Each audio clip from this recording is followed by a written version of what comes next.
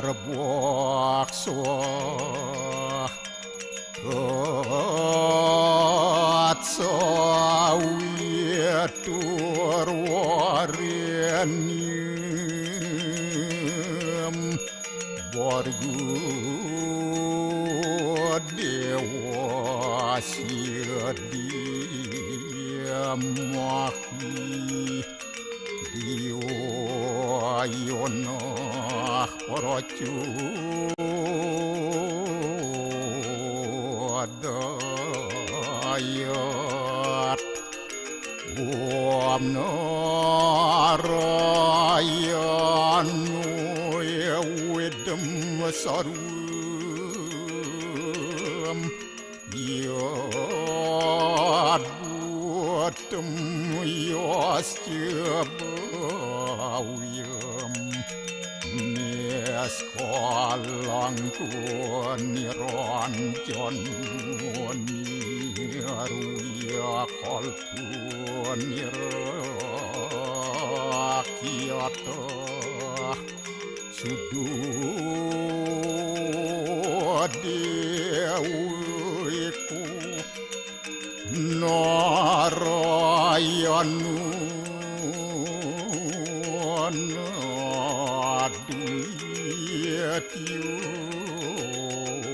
Astia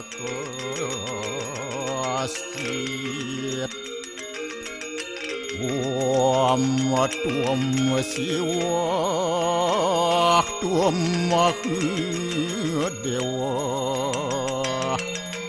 ia suara param suara Warahma Wisnu Asya Rudrasya Warusah Paryaki Ratita Ampapukaram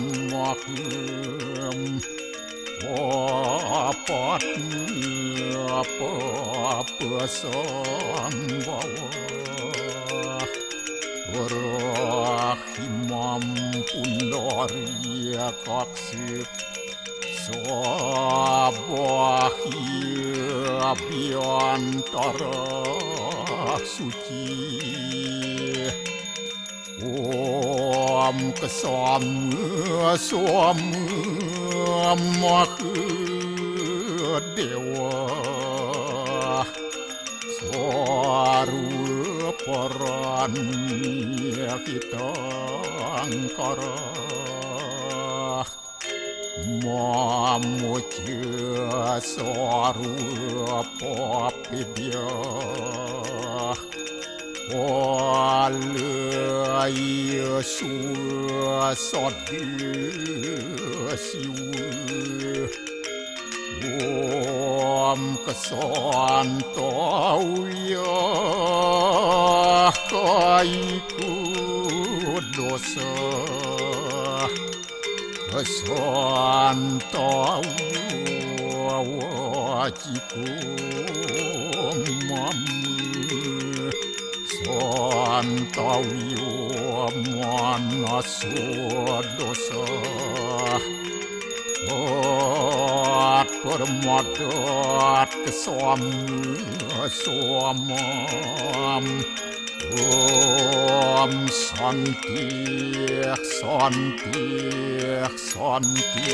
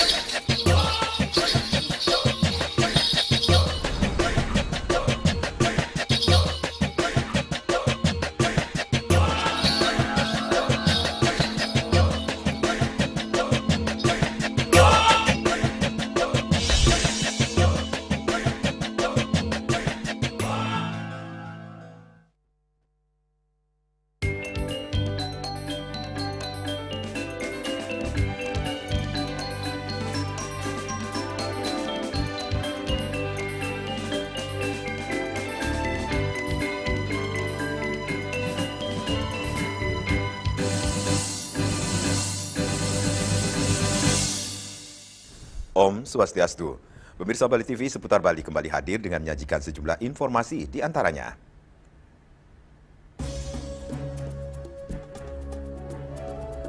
Maknai Hari Sumpah Pemuda, dorong semangat belajar dan berprestasi generasi muda di era globalisasi.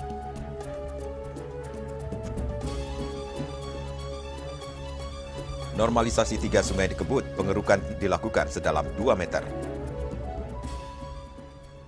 Jangan lewatkan juga informasi menarik lainnya yang sudah disiapkan tim redaksi kami. Bersama saya Madi Sukadenekarang, inilah Seputar Bali selengkapnya.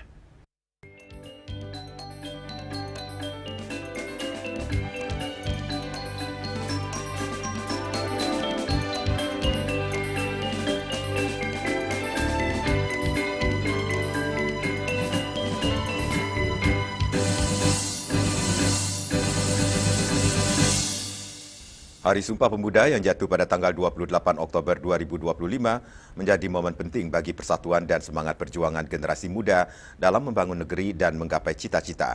Memperkuat semangat dan menjaga nilai-nilai luhur bangsa menjadi tugas utama bagi generasi muda serta menumbuhkan semangat belajar dan berprestasi di tengah perkembangan teknologi yang semakin pesat saat ini.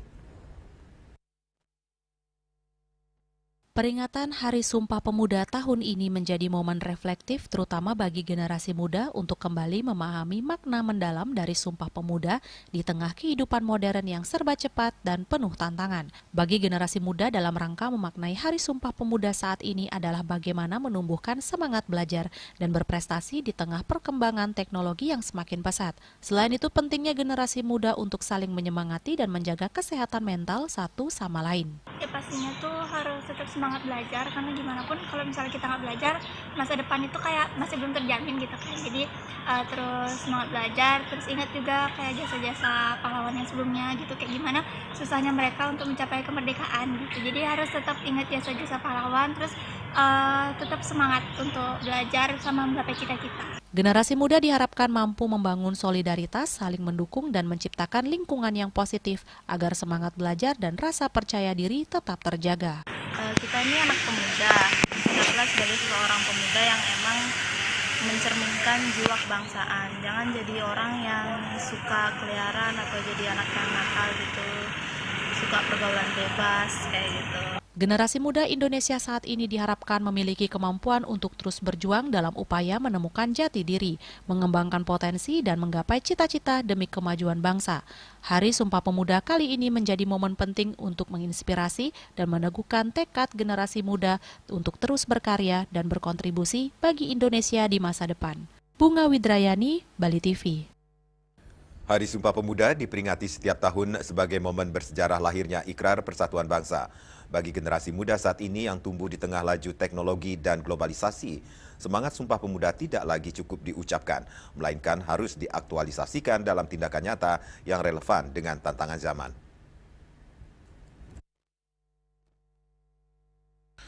Di era digital, tantangan terbesar bagi persatuan adalah polarisasi dan penyebaran informasi bohong atau hoaks. Generasi muda dituntut untuk menjadi benteng persatuan di ruang maya. Aktualisasi satu bangsa kini berarti melawan hoaks. Pemuda harus memiliki kemampuan literasi digital yang kritis untuk memilih informasi, memverifikasi fakta, dan secara aktif menghentikan penyebaran kabar bohong yang memecah belah. Toleransi di media sosial, menghargai perbedaan suku agama, dan pandangan politik di media sosial. Sumpah Pemuda mengajarkan untuk bersatu meski berbeda latar belakang, dan ini harus tercermin dalam etika berkomunikasi di dunia maya.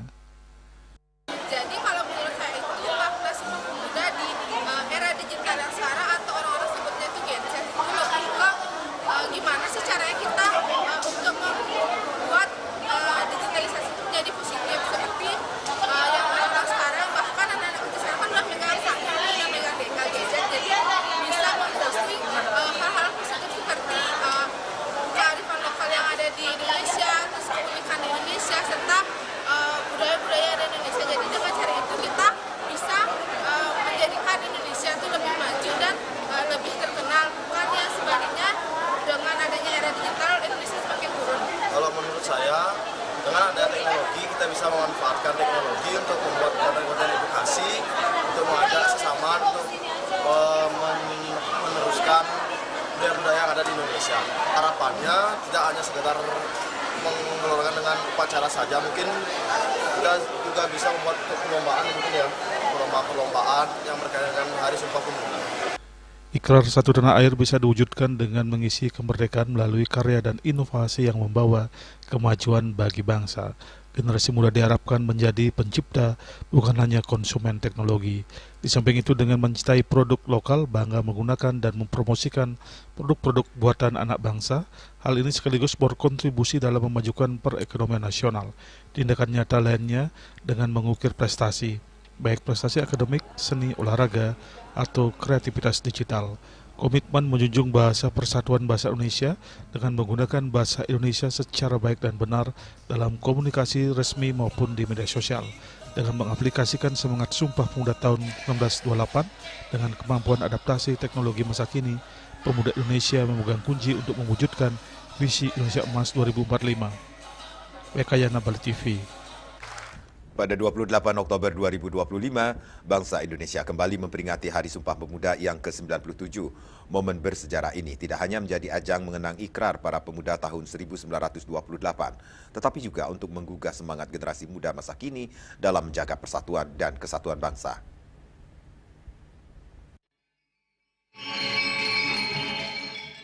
Para pemuda memaknainya dengan berbagai cara yang menggambarkan semangat kebersamaan, kemerdekaan, dan nasionalisme. Banyak yang mengungkapkan bahwa semangat Sumpah Pemuda harus terus diperbarui agar bisa menghadapi tantangan global yang semakin kompleks. Hal ini menunjukkan bahwa Sumpah Pemuda bukan hanya simbol, tetapi juga wujud nyata dalam tindakan sehari-hari, seperti menjaga kesatuan dan persatuan bangsa, meningkatkan citra diri, dan melestarikan budaya adalah bagian dari semangat Sumpah Pemuda. Dalam memaknai Hari Sumpah Pemuda ini di tanggal 28 Oktober, kita sebagai generasi muda hendaknya perlu selain kita meningkatkan intelektual kita, kemampuan berpikir kita juga perlu meningkatkan yang namanya pekerjaan. Pastinya peran kami sebagai generasi muda saat ini adalah bagaimana kami bisa memanfaatkan sosial media atau mungkin any technology untuk dapat memberikan impact positif pastinya. Mungkin salah satu caranya adalah menggunakan sosial media sebagai sarana edukasi, platform education, dan memposting beberapa educational posts seperti itu. Mungkin sosialisasi, online session seperti itu. Di generasi muda, tentu dalam Sumpah Pemuda ini, pertama kita harus cinta terhadap tanah air, yang kedua kita juga harus bagaimana cara kita menjaga persatuan Indonesia, serta kita juga harus tahu bagaimana pengutamaan dari bahasa Indonesia itu sendiri. Jadi ketiga hal ini adalah hal yang harus kita upayakan, hal yang juga harus kita kuatkan sebagai generasi muda melalui cinta terhadap tanah air kita, mengikuti aturan dan juga hukum kita, serta tentunya berbahasa, yakni bahasa Indonesia sebagai bahasa persatuan dan juga kita utamakan bahasa Indonesia. Peringatan Sumpah Pemuda tahun ini menjadi pengingat bahwa semangat persatuan yang digagas oleh pemuda Indonesia pada tahun 1928 harus terus hidup dan diperbarui oleh setiap generasi. Meskipun tantangan zaman terus berubah, esensi dari Sumpah Pemuda yaitu persatuan, kesatuan, dan semangat nasionalisme tetap relevan dan menjadi landasan dalam menghadapi masa depan bangsa. Yasri Yuli, Bali TV. Normalisasi 3 sungai di Kebut, pengerukan dilakukan sedalam 2 meter. Kami segera kembali dengan laporannya.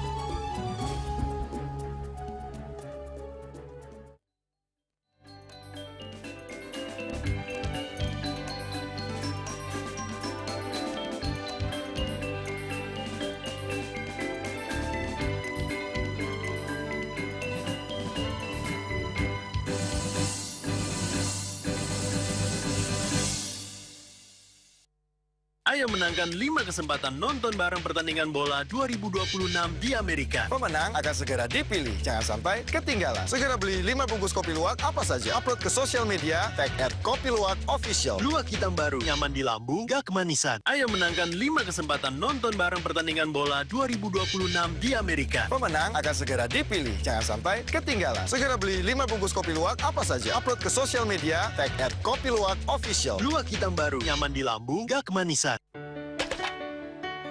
Emco, cat kayu dan besi.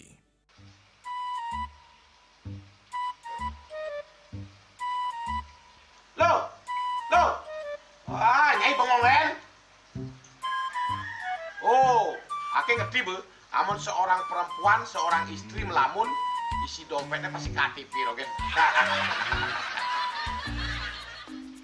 Nih, awaknya hanya belajar lebih tenang menikmati hidup dengan proses tanpa harus protes. Loh, hidup itu adalah sebuah perjalanan, bukan perbandingan. Maka jangan pernah kamu bandingkan prosesmu dengan orang lain, karena kita berdiri di bumi yang sama dengan takdir yang berbeda.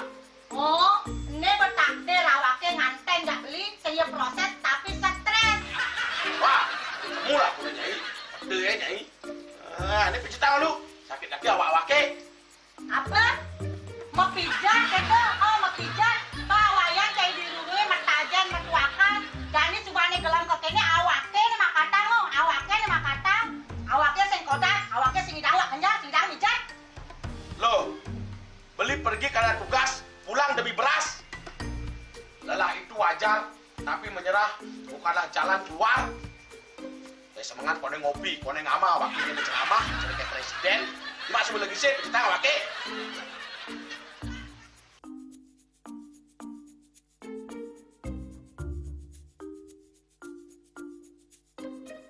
Nih kene be, kene ini awaknya makatang, awaknya bermedati ngencanang dongkang ini.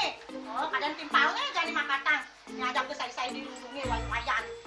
Ini, ayo kemana jalan penceranya nih lo? Ini siap dicetan awaknya jangan beli. Langise ada jangan. Wah, si lagi kini ada ngorek TV semangatnya kalon. Melang saya beli ngomong, ini madan minyak gana pati. Aduh, sudah lo, besoknya beli lo. Memelan nih. Memelan, jangan nggak dikasat lagi sini. Apa dikasat lagi sini lo? Coba tinggalin. Ini di HP ini nak ada beli. Nak liu khasiatnya nih beli waktu nak nganggon minyak gana pati ada nih beli meringankan apa ada nih kaki terkilir, keseleyor, ematik, pegelinu, pilak, kesemutan, bangcang sakit, pokoknya menggenang khasiatnya nih. Nih, mana hijau? Ini kan senang konang panaki, awaknya saya ketang konang. Jadi awaknya bersehat. Jadi awaknya bisa nyai di kamar ini. Apa asingnya?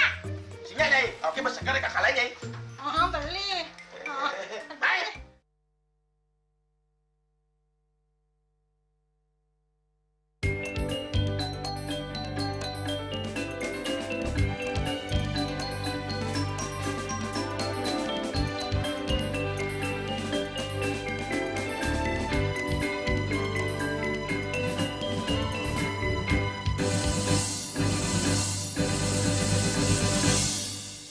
Normalisasi 3 sungai yang ada di wilayah Kota Denpasar, yakni Tukat Badung, Pulau Biak, dan Tukat Loloan Sanur terus dikebut.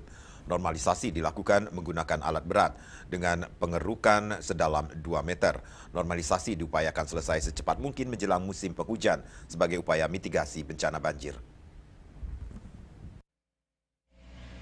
Kabid Sumber Daya Air Dinas PUPR Kota Denpasar, Ketut Ngurah Ardojaya mengatakan, normalisasi sungai dilakukan di 3 titik yakni di Jalan Pulau Biak. Pengurukan dilakukan sepanjang 500 meter dengan kedalaman 2 meter. Titik kedua di Tukat Badung, kawasan Pasar Badung dan Pasar Kumbosari. Terkait kedalaman pengurukan, Ngurah Arto mengatakan dari bibir senderan ada jarak 5 cm. Setelah 5 cm tersebut, baru dilakukan pengurukan dengan kedalaman 2 meter. Sedangkan yang ketiga dilakukan di Tukat Loloan Sanur, sepanjang 400 meter dengan kedalaman 2 meter. Normalisasi di 3 titik sungai ini diupayakan selesai secepat mungkin untuk mengantisipasi banjir saat musim hujan, mengingat cuaca tidak menentu seperti saat ini.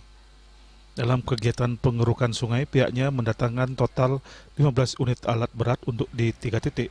Pengerjaan dilakukan dari pagi hingga malam sekitar pukul 23.00 WITA. Khusus untuk pengerukan sungai di areal Pasar Badung dilakukan sampai jembatan dekat Purwobeji. Hal tersebut dilantaran alat berat tidak memungkinkan sampai ke sana. Setelah Purwobeji, pengerukan akan dilakukan dengan cara manual. Untuk progres pengerukan yang ada di Kota Denpasar, awal itu kita melakukan pengerukan di Jalan Pulau Biak. Di Pulau Biak itu sepanjang kurang lebih 500 meter. Jadi itu sudah kita lakukan normalisasi dengan kedalaman estimasi kurang lebih 1 sampai 2 meter. Itu kita laksanakan hampir 1 mingguan. Jadi progresnya sudah mau selesai. Yang kedua di Taman Kumbasari atau di Tukat Badung. Itu kita sudah melakukan pengerukan juga. Itu kita mulai tanggal 22 Oktober Jadi progresnya juga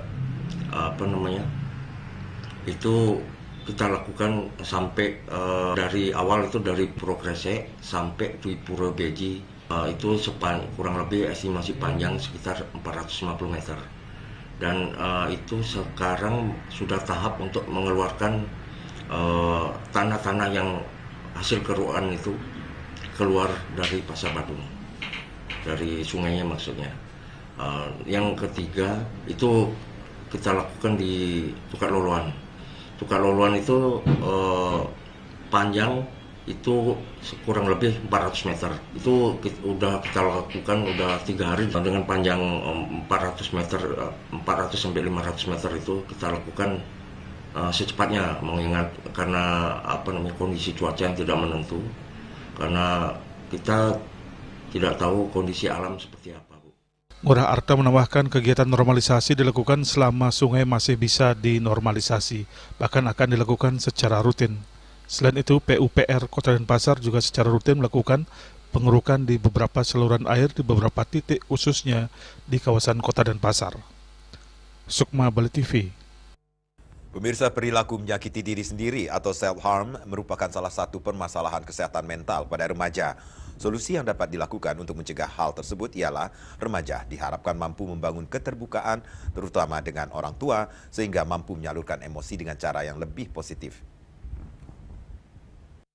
Psikolog Nena Mawarsari, tindakan ini umumnya muncul ketika seorang remaja mengalami kesulitan mengekspresikan diri dan emosi yang dirasakan. Alih-alih mengungkapkan perasaan dengan cara yang sehat, remaja justru mengalihkan rasa sakit dan ketidaknyamanan emosional melalui tindakan fisik, seperti menyayat, memukul, mencubit atau menggaruk pada bagian tubuh tertentu untuk mendapatkan sensasi rasa sakit. Perilaku seperti ini merupakan bentuk coping mekanisme yang tidak sehat.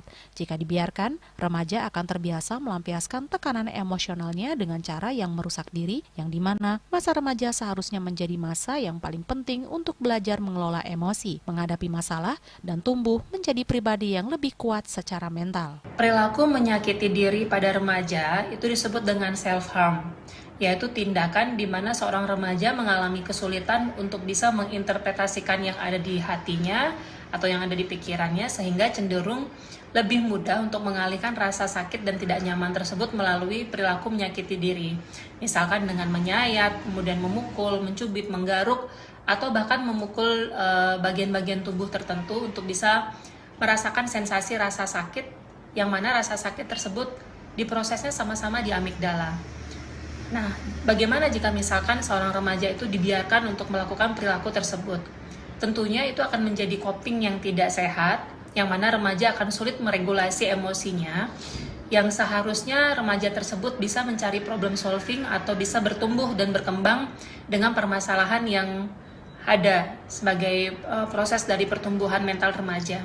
Dan jika dibiarkan, itu tentu akan menjadi coping yang tidak sehat dan juga menginspirasi remaja lainnya yang mungkin sebelumnya tidak mengalami masalah kesehatan mental yang serius.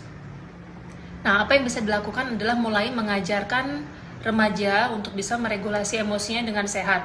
Misalnya dengan membina komunikasi antara orang tua dengan anak, kemudian ada komunikasi terbuka antara guru dan siswa, kemudian mengurangi judgmental sehingga remaja bisa cenderung lebih terbuka kepada orang dewasa di sekitarnya, dan juga journaling, dan kalau memang terjadi masalah kesehatan mental yang sulit diatasi, untuk tidak memberikan stigma yang negatif ketika remaja untuk berani berkonsultasi kepada tenaga profesional di bidang kesehatan mental. Untuk itu pentingnya bagi remaja memiliki kemampuan meregulasi emosi secara sehat dengan membangun komunikasi terbuka dengan lingkungan sekitar, terutama orang tua, guru, dan teman sebaya, mampu menciptakan rasa aman pada remaja sehingga perilaku suka menyakiti diri dapat dicegah dan remaja dapat tumbuh menjadi generasi yang lebih kuat, sehat, dan berdaya.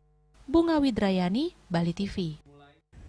Dalam semangat memperingati Hari Listrik Nasional HLN ke-80, PT PLN Persero meresmikan beroperasinya Smart Microgrid Nusa Penida, sistem kelistrikan cerdas berbasis digital dan energi hijau yang menjadi tonggak baru dalam perjalanan transformasi energi nasional. Ini sekaligus menjadi kado ulang tahun ke-80 PLN, simbol transformasi menuju sistem energi yang cerdas, tangguh, dan hijau.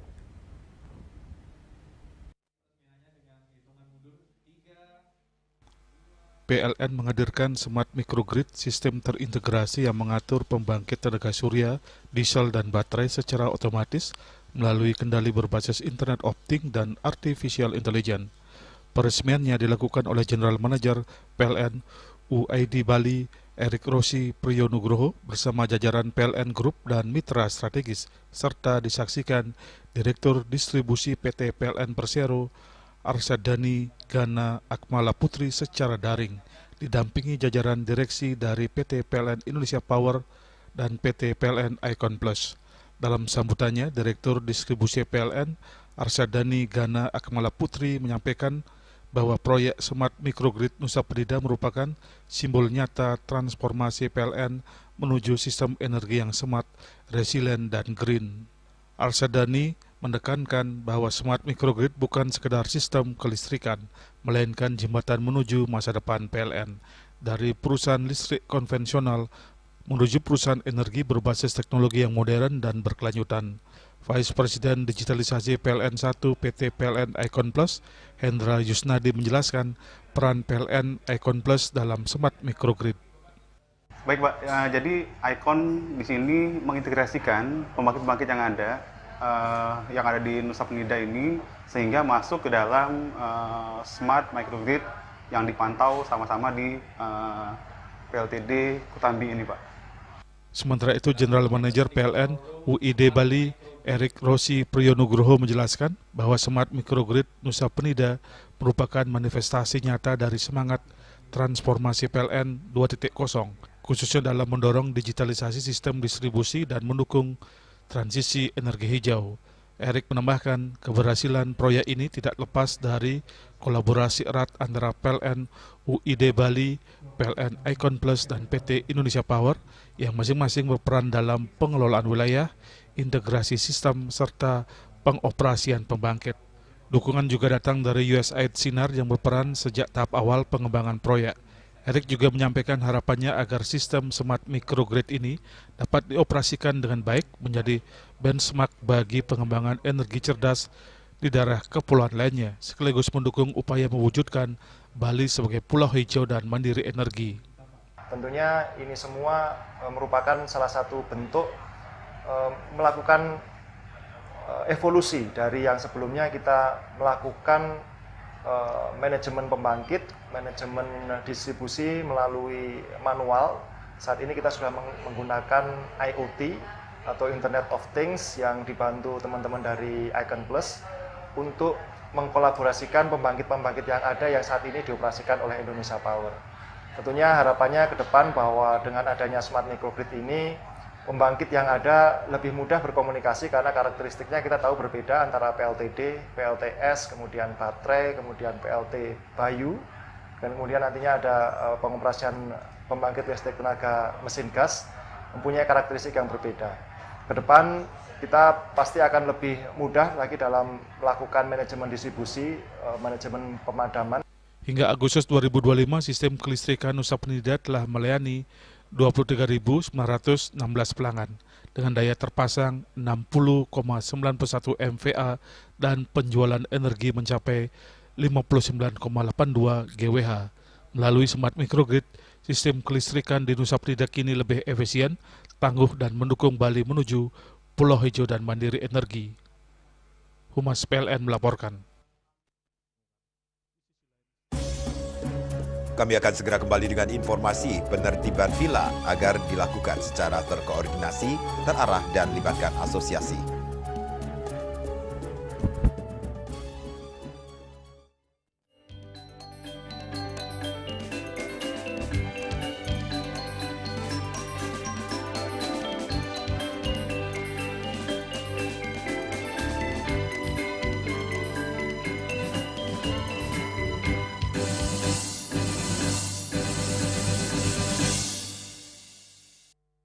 Ayo menangkan 5 kesempatan nonton bareng pertandingan bola 2026 di Amerika. Pemenang akan segera dipilih. Jangan sampai ketinggalan. Segera beli 5 bungkus kopi luwak apa saja. Upload ke sosial media, tag @kopiluwakofficial. Luwak hitam baru, nyaman di lambung, gak kemanisan. Ayo menangkan 5 kesempatan nonton bareng pertandingan bola 2026 di Amerika. Pemenang akan segera dipilih. Jangan sampai ketinggalan. Segera beli 5 bungkus kopi luwak apa saja. Upload ke sosial media, tag @kopiluwakofficial. Luwak hitam baru, nyaman di lambung, gak kemanisan. Cat Color dengan daya sebar yang luas, cepat kering, dilengkapi 39 pilihan warna. Kualitas dijamin terbaik. Cat Color, harga ekonomis.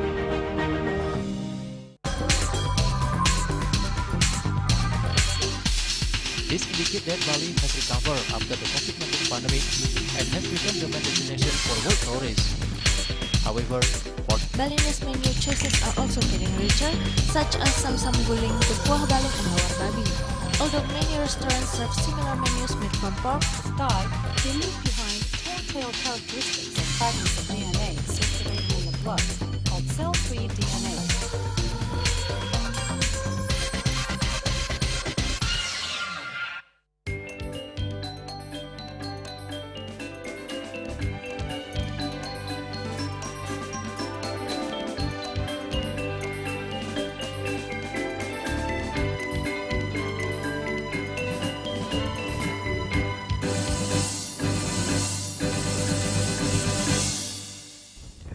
Penertiban atau sidak villa yang kini gencar dilakukan oleh pemerintah mendapat respon dari Bali Villa Rental and Management Association atau BVRMA. Penertiban villa diharapkan dilakukan secara terkoordinasi, terarah dan melibatkan para asosiasi pariwisata. Namun di sisi lain, menurut Ketua Umum BVRMA IKD Adniana, pemerintah terlalu prematur dalam melakukan penertiban terhadap villa-villa di Bali. Penertiban ini justru tidak melibatkan asosiasi dan unsur-unsur di dalam satu gerakan. Sidak yang dilakukan secara tidak jelas membuat anggotanya kebingungan. Di sisi lain, situasi ini mengakibatkan para investor kabur karena para investor melihat situasi bisnis di Bali tidak sehat. Peraturan tidak jelas, pembiaran terhadap bisnis tidak memiliki izin justru dibiarkan begitu saja. Sementara bisnis yang sudah memiliki izin justru disidak tanpa informasi yang jelas. Dalam melakukan pemeriksaan, ia meminta agar pemerintah melalui Satpol PP, PTSP, Kepolisian, dan Kepala Lingkungan langsung ke lokasi secara terkoordinasi. Nah, ini membuat kami bingung di lapangan. Jadi anggota kami terutama, mereka bertanya kenapa tidak ada satu informasi yang jelas gitu dari pemerintah ataupun dari instansi terkait tentang izin apa saja yang seharusnya kami penuhi persyaratannya. Itu tidak ada gitu. Yang terjadi di lapangan akhirnya apa? Para investor itu pada kabur karena mereka melihat kondisi bisnis di Bali itu tidak sehat. Peraturan tidak jelas, pembiaran terhadap hal-hal yang prinsip seperti tadi, ada yang tidak berizin dibiarkan begitu saja, sedangkan yang sudah berizin ini malah kami yang diobok-obok gitu. Sehingga kalau bisa sebenarnya kan dijadikan satu instrumen saja dari PTSP ada, dari kepolisian ada, dari Pol PP ada, bahkan dari kepala lingkungan pun harusnya ada di situ.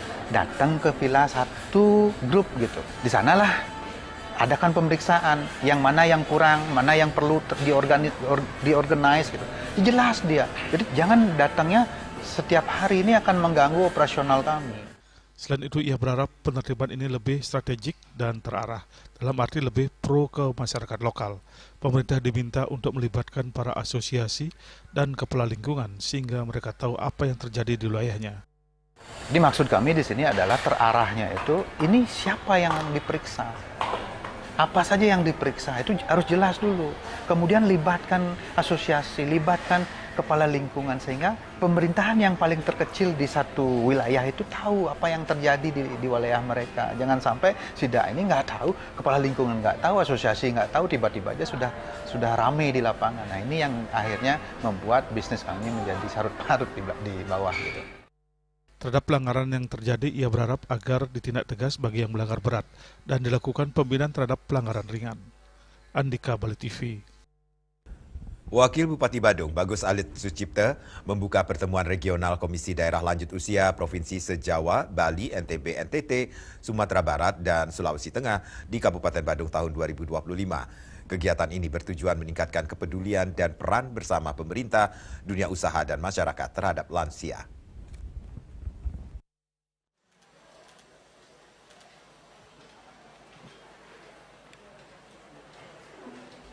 Pertemuan regional Komisi Daerah Lanjut Usia Provinsi se-Jawa, Bali, NTB, NTT, Sumatera Barat, dan Sulawesi Tengah di Kabupaten Badung tahun 2025 ini mengambil tema Komda Lansia sebagai penggerak pemberdayaan yang dihadiri 150 peserta.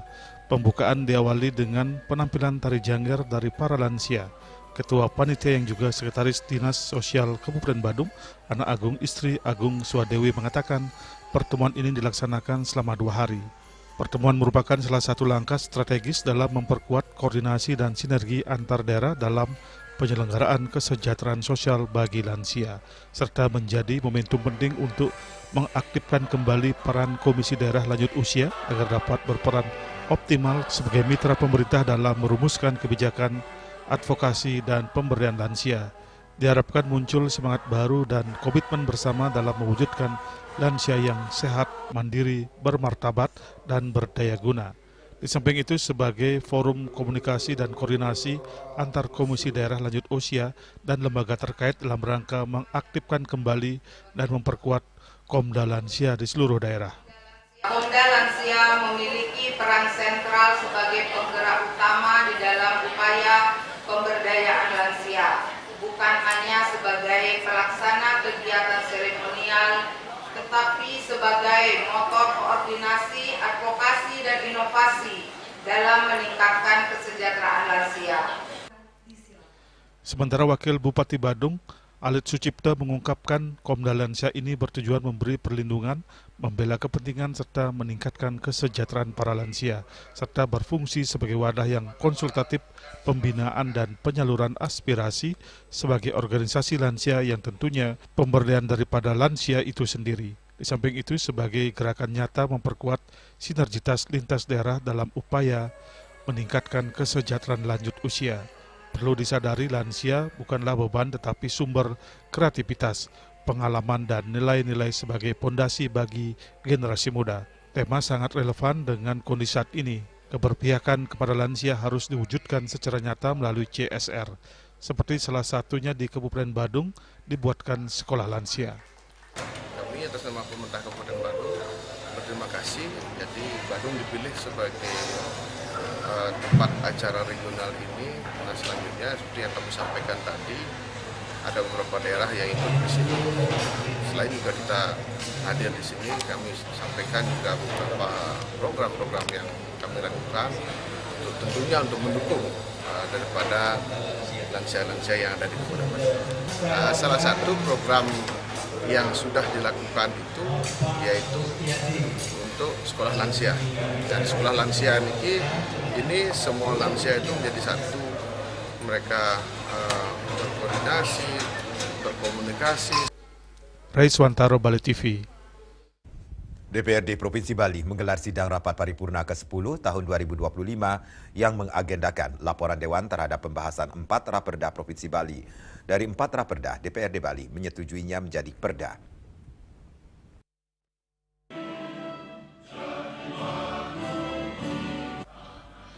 Sidang rapat paripurna ke-10 masa persidangan ke-1 tahun 2025 ini dihadiri oleh anggota DPRD Bali, Wakil Gubernur Bali, dan segenap OPD Pemprov Bali. Sidang dibuka Ketua DPRD Bali Dewa Made Mahayatnya. Sidang ini mengagendakan laporan Dewan terhadap pembahasan 4 Ranperda Provinsi Bali tentang Ranperda Perlindungan dan Pengelolaan Lingkungan Hidup tahun 2025-2026 dibacakan oleh Putu Yuli Artini. Dilanjutkan Ranperda kedua penyelenggaraan layanan angkutan sewa khusus berbasis aplikasi di Provinsi Bali dibacakan oleh Inyoman Suyase. Kemudian Ranperda penyelenggaraan keterbukaan informasi yang disampaikan oleh Inyoman Suwirte, dan terakhir Ranperda penyerahan modal daerah pada Perseroan Daerah Pusat Kebudayaan Bali disampaikan oleh Iwayan Tagal Winarto. Dari 4 ranperda yang telah dibahas, Dewan memutuskan menyetujui ranperda ini menjadi perda. Sementara Wakil Gubernur Bali, I. Nyoman Giriprasta menyampaikan terima kasih dan apresiasi yang setinggi-tingginya atas kerja keras dan kerjasama dalam pembahasan 4 ranperda menjadi perda.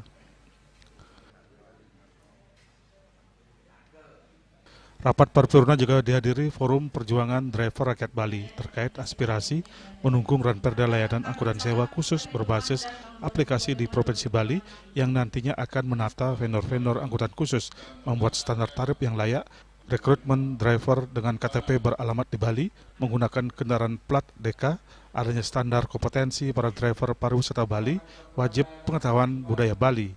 Mengenai ranperda layanan angkutan sewa berbasis aplikasi, Wakil Gubernur Bali mendukung seandainya sudah disahkan menjadi perda demi tertibnya dan terdatanya para driver berbasis aplikasi. Nanti para driver mengikuti dan diatur sesuai perda ini. Bahkan teman-teman di driver pun sudah ikut serta mengawal di awal.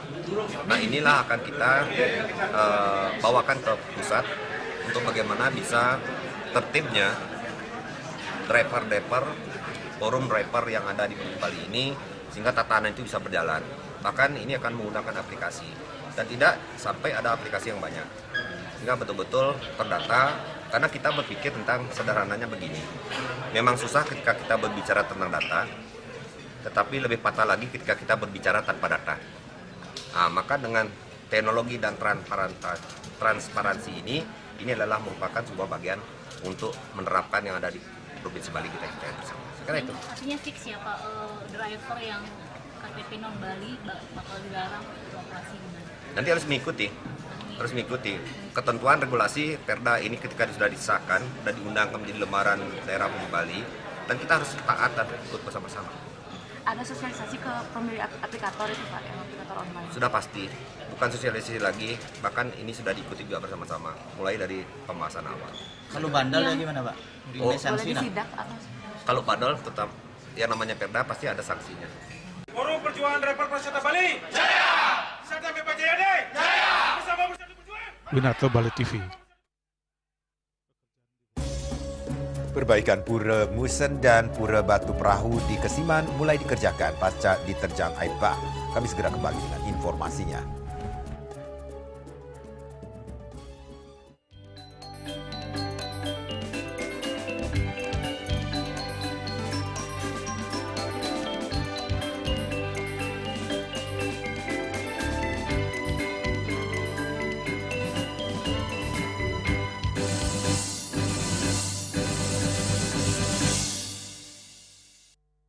Ayo menangkan 5 kesempatan nonton bareng pertandingan bola 2026 di Amerika. Pemenang akan segera dipilih. Jangan sampai ketinggalan. Segera beli 5 bungkus kopi luwak apa saja. Upload ke sosial media, tag @kopiluwakofficial. Luwak hitam baru, nyaman di lambung, gak kemanisan. Ayo menangkan 5 kesempatan nonton bareng pertandingan bola 2026 di Amerika. Pemenang akan segera dipilih. Jangan sampai ketinggalan. Segera beli 5 bungkus kopi luwak apa saja. Upload ke sosial media, tag @kopiluwakofficial. Luwak hitam baru, nyaman di lambung, gak kemanisan. Datang dan kunjungi Festival Anggrek Kembali 2025, tanggal 1 hingga tanggal 7 November tahun 2025 di Taman Werdi Budaya Art Center Denpasar. Musim hujan tiba, bencana banjir bisa mengancam jika kita tidak waspada. Kebiasaan buruk seperti membuang sampah sembarangan bisa menyumbat aliran air.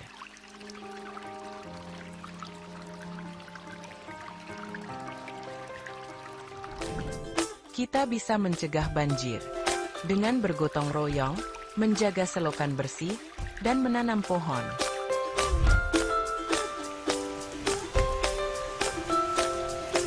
Siaga di musim hujan, jaga lingkungan kita. Bersama, kita bisa terhindar dari banjir.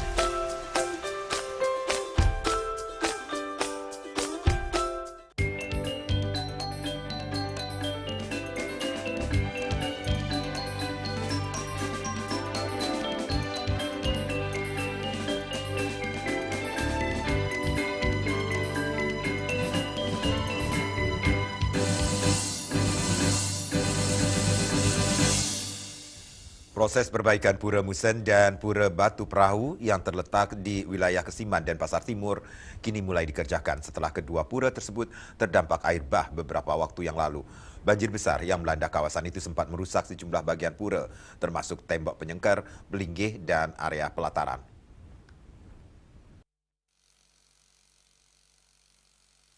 Dengan dukungan dari pemerintah kota dan instansi kebudayaan, pekerjaan difokuskan pada penataan ulang struktur bangunan yang rusak, pembersihan material lumpur, serta penguatan pondasi di sekitar aliran sungai.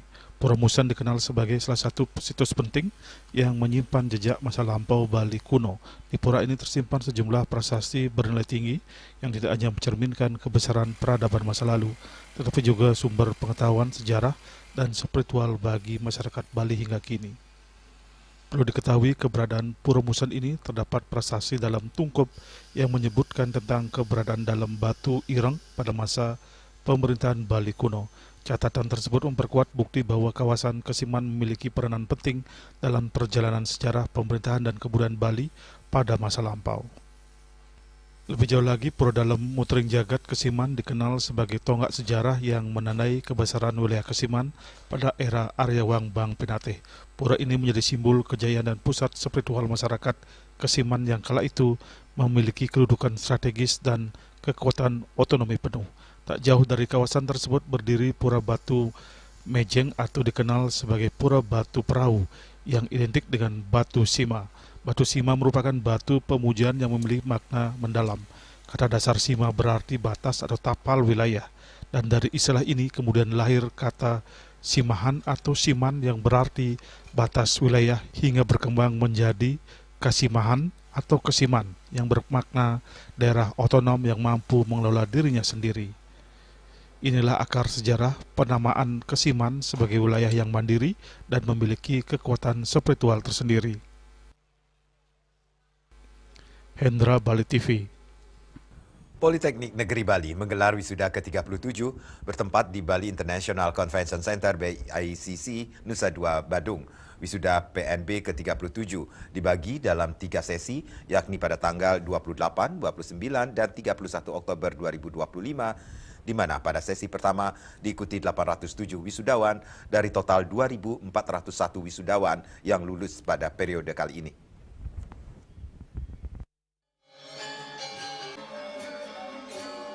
Politeknik Negeri Bali kembali menggelar wisuda bagi para lulusannya, di mana tahun 2025 ini diselenggarakan dalam 3 sesi. Para wisudawan berasal dari program Diploma 2, Fast Track, program Diploma 3, Sarjana Terapan, dan Magister Terapan, yang meliputi 7 jurusan dan 36 program studi, termasuk program studi yang berada di luar kampus utama, yakni di Jembrana dan Lombok Barat. Pada sesi pertama, peserta wisuda berasal dari semua program studi. Direktur Politeknik Negeri Bali, Inyon Abdi, mengatakan hal yang membanggakan dalam wisuda kali ini, di mana terjadinya peningkatan yang cukup signifikan terhadap daya serap mahasiswa yang sudah bekerja sebelum diwisuda.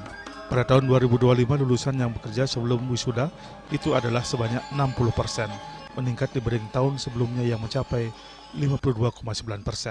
Dikatakannya peningkatan yang sangat signifikan ini adalah hasil kerja keras Politeknik Negeri Bali dalam meningkatkan kompetensi mahasiswa dan kolaborasi yang selama ini telah terjalin erat dengan dunia industri. Di samping itu, mahasiswa telah dibekali dengan hard skill dan soft skill sehingga sudah siap terjun ke dunia kerja.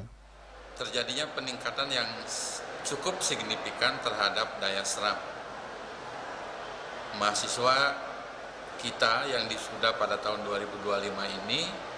Bekerja sebelum wisuda itu adalah sebanyak 60%, di mana kalau dibandingkan dengan tahun lalu hanya 52,9%. Nah, peningkatan yang sangat signifikan ini adalah hasil kerja keras Politeknik Negeri Bali dalam rangka meningkatkan kompetensi mahasiswa, dalam rangka meningkatkan etika mahasiswa, dan juga dalam rangka meningkatkan kolaborasi kita, baik kelas kerjasama kita dengan beberapa hotel berbintang 5 yang ada di Bali, maupun dengan beberapa perguruan tinggi yang lain yang ada di Indonesia dan juga di luar negeri.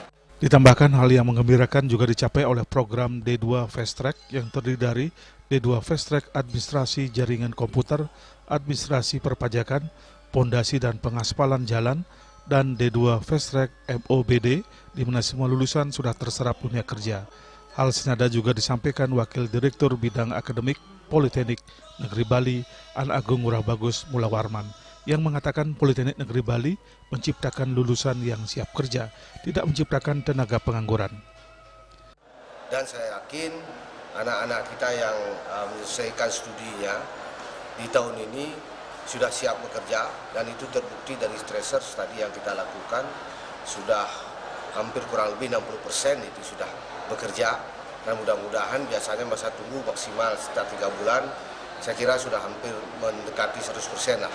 Karena dalam hal ini kita bukan mencetak tenaga pengangguran, jadi semuanya kita antisipasi lebih awal, di mana prosesi daripada pembelajaran itu selalu kita kolaborasikan dengan dunia usaha dan dunia industri, maka mereka akan segera siap untuk terjun ke dunia industri dan dunia usaha, di samping mereka juga akan berwira swasta. Dalam kesempatan tersebut juga diumumkan wisudawan yang berhasil meraih predikat lulusan terbaik di bidang akademik dari masing-masing jurusan. Acara juga diisi dengan pengucapan sumpah janji wisudawan serta penyampaian kesan dan pesan dari salah satu perwakilan wisudawan. Eka Yana, Bali TV. Pemirsa jangan beranjak dulu, kami segera kembali dengan laporan. Sekretaris Kabinet sebut BLT Rp900.000 untuk 35 juta keluarga, hasil efisiensi anggaran.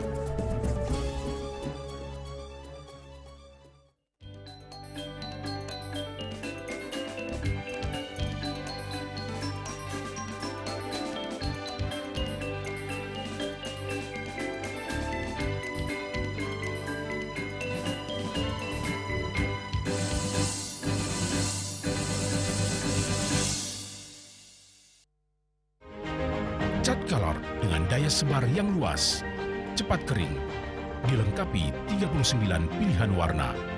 Kualitas dijamin terbaik. Cat Color, harga ekonomis.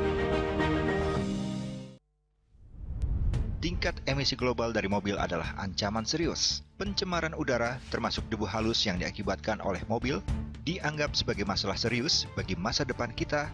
Mr. An Jong-sin, seorang presiden, sang penemu, mengembangkan teknologi melalui penelitian luas. Plaumai Eco adalah hasil akhir dari penelitiannya. Plaumai Eco adalah produk inovatif yang menciptakan lingkungan di mana penghematan bahan bakar antara 10 hingga 15% dan pengurangan emisi 50 hingga 70% mungkin tercapai. Mereka berkomitmen untuk terus berusaha mengurangi polusi udara di planet kita yang diakibatkan oleh mesin pembakaran dalam. Sebuah teknologi yang mengoptimalkan bahan bakar di mesin pembakaran dalam. Plaumai Eco. Setelah digunakan belt, mungkin seperti ini ya. Belt ini diikat kepada saringan bensin, saringan udara, dan ini masukkan ke bensin langsung, ya. Semudah itu? Semudah itu. Masa sih? Dan jadi hanya dimasukin? untuk sekali, untuk selamanya, tidak harus direfill lagi, ya. Ini adalah salah satu kendaraan operasional. Terlihat kan bedanya? Nah, perubahannya kan? Signifikan ya, turunnya banyak ini. Kamu masih nggak percaya kan? Iya, apakah di motor juga bisa kayak gitu? Nah, ini nanti kita akan buktikan juga di motor ya. Nah, ini digunakan kembali di kendaraan motor yang besar ya, kapasitas tangkinya. Dan saya mendapat informasi, Karina, bahwa satu Plaumai Eco ini yang satu batang ini, itu sebetulnya untuk 10 liter satunya. Nah, ini kembali kita akan lihat nih, Karina. Ini yang sudah, ini akan dikenakan, dimasukkan ya, Plaumai Eco-nya. Berapa bar ya? Ini dua. Ini kurang lebih dicobanya 2 jam kemarin. Nah, ini sudah kurang lebih 2 jam nih.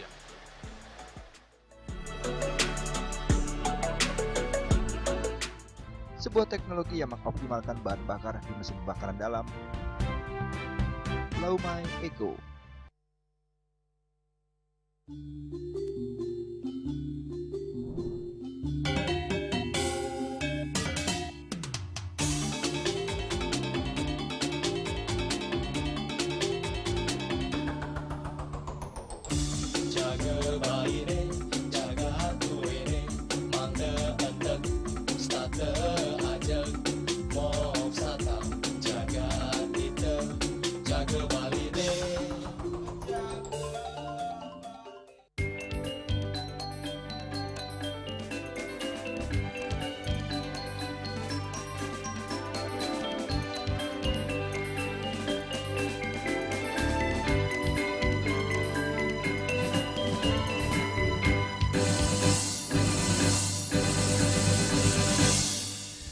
Sekretaris Kabinet Teddy Indrawijaya mengungkapkan bantuan langsung tunai atau BLT sebesar Rp900.000 untuk 35,4 juta keluarga berasal dari efisiensi anggaran pemerintah.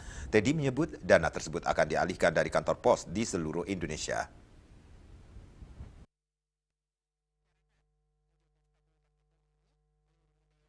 Sekretaris Kabinet Teddy Indrawijaya mengungkapkan bantuan langsung tunai atau BLT sebesar Rp900.000 untuk 35,4 juta keluarga berasal dari efisiensi anggaran pemerintah. Ia menyebut pemerintah mengalokasikan dana BLT hingga Rp30 triliun dan dana tersebut akan dialihkan dari kantor pos di seluruh Indonesia. Teddy menjelaskan BLT diberikan selama 3 bulan mulai Oktober hingga Desember 2025 dengan nominal Rp300.000 per bulannya, dan nantinya masyarakat akan langsung menerima Rp900.000 di rekening masing-masing masyarakat. Teddy berharap BLT ini bisa meringankan beban masyarakat yang membutuhkan untuk memenuhi kebutuhan keluarga. Selain itu, bantuan ini untuk mendukung kegiatan sekolah anak serta membantu kelangsungan hidup masyarakat. Yang berada di desil 1 sampai 4 itu jumlahnya 35.040.000 warga penerimaan manfaat, yang artinya itu mencakup di 140 juta jiwa. Nanti mulai hari Senin minggu depan dapat diambil, berarti sekali ambil langsung dapat 900.000, bisa diambil di rekening bank yang sudah ditentukan, kemudian juga kantor pos, sehingga di akhir tahun ini dalam kehidupan mereka tentu dapat digunakan untuk membantu ekonomi terus berjalan. Dan hari Jumat lalu sudah di launching sendiri oleh beliau langsung dan Menko Ekonomi, dan tadi saya cek bagaimana pelaksanaannya dan sudah ditelepon langsung oleh Pak Mensos, bank-bank himbaranya, kemudian kantor pos juga, jadi sudah dapat dipastikan hari Senin dan hari-hari selanjutnya itu BLT-nya sudah dapat. Dari Jakarta, Julius Soeharto dan Ketut Sumadiasa melaporkan. Dalam 1 tahun masa pemerintahan Presiden Prabowo Subianto, sejumlah program nasional sudah dijalankan oleh lintas kementerian, di antaranya pelibatan Kementerian Pemberdayaan Perempuan dan Pelindungan Anak. Menteri Pemberdayaan Perempuan dan Pelindungan Anak Arifah Fauzi mengatakan saat ini kementeriannya tengah menjalankan program yang berfokus pada pemenuhan gizi, pendidikan, dan perlindungan terhadap kekerasan bagi anak dan perempuan.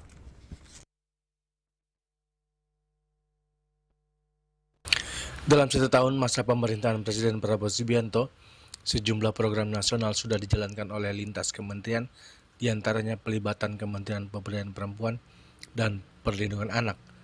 Menteri Pemberdayaan Perempuan dan Perlindungan Anak Arifah Fauzi mengatakan saat ini kementeriannya tengah menjalankan program-program yang berfokus pada pemenuhan gizi, pendidikan. Program ini merupakan salah satu dari 8 program prioritas Presiden Prabowo dan Wakil Presiden Gibran Rakabuming Raka. Berdasarkan keterangan resmi, Sekretariat Kabinet MBG ditujukan untuk anak-anak usia sekolah dari tingkat PAUD hingga SMA serta ibu hamil dan ibu menyusui. Tentang RBI, saya ingat banget itu waktu itu sampai saya karena melihat persoalan-persoalan yang segitu besarnya, dan kami melihat kasus itu berangkat dari kasus di Purworejo, ketika seorang Forkopimda di situ menyampaikan, menyampaikan begini, Ibu apa menjadi spirit kenapa RBI itu muncul. Kemudian juga disampaikan oleh Pak Pranti, Pak Menko, untuk tidak membuat program yang baru. Kita tahu bikin program baru itu tahun ketiga keempat baru landing. Jadi kami meneruskan, ini pun nggak beda jauh sebetulnya dengan desa kelurahan yang ramah anak, indikatornya sama. Tambahannya hanya adanya kolaborasi dari berbagai kementerian lembaga dan juga partisipasi masyarakat.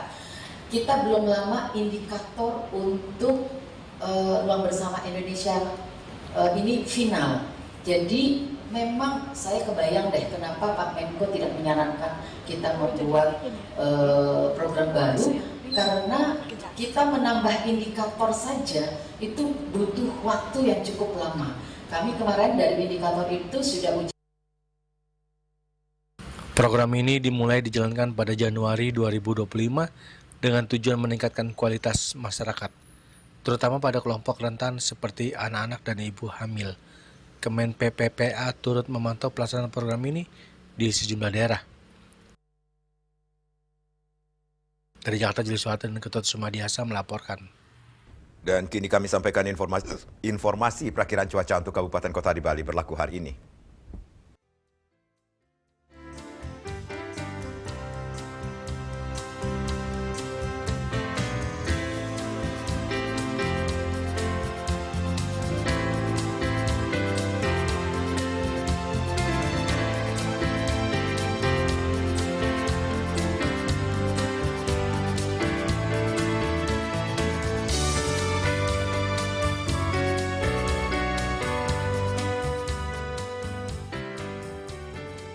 Seputar Bali bersama Minyak Apun Ganapati, Usada Bali, keluarga sehat. Update terus informasi Anda dengan subscribe dan like YouTube channel Bali TV @newsbalitv.